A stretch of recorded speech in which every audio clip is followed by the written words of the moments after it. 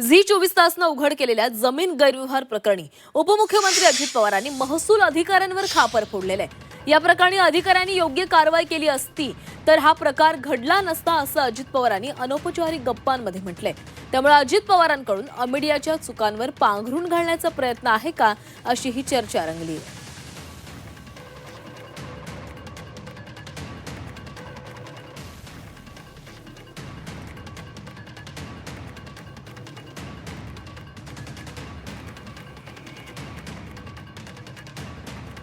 तर झी 24 तासनं उघड केलेल्या जमीन गैरव्यवहार प्रकरणी उपमुख्यमंत्री अजित पवारांनी महसूल अधिकाऱ्यांवरच खापर फोडलेलं आहे। या प्रकरणी अधिकाऱ्यांनी योग्य कारवाई केली असती तर हा प्रकार घडला नसता असं अजित पवार म्हणाले।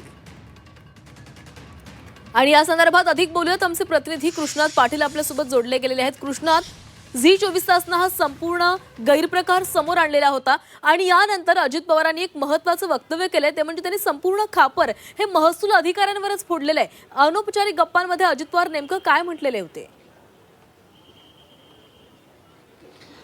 आज सुयोग या निवासस्थानी सर्व पत्रकार त्या ठिकाणी होते। या पत्रकारांच्या अनौपचारिक गप्पामध्ये अजित पवार यांनी एक महत्त्वाचं विधान केलेलं पाहायला मिळतंय, ज्यामध्ये त्यांचं सर्व रोख जो आहे तो खालच्या महसूल अधिकाऱ्यांवर होता। महसूल अधिकाऱ्यांनी वेळीच हे प्रकरण जर चुकीचं होतं आणि त्याच वेळी जर रोखलं असतं तर पुढचा प्रकार हा घडला नसता, असं त्यांनी संबोधलेलं आहे। याचा अर्थ महसूल विभागावर खापर फोडण्याचा प्रयत्न सध्या अजित पवारांचा आहे, परंतु आपल्या मुलाचं काही चूक झाली आहे किंवा नाही या संदर्भात ते कुठलंही विधान केलेलं नाही।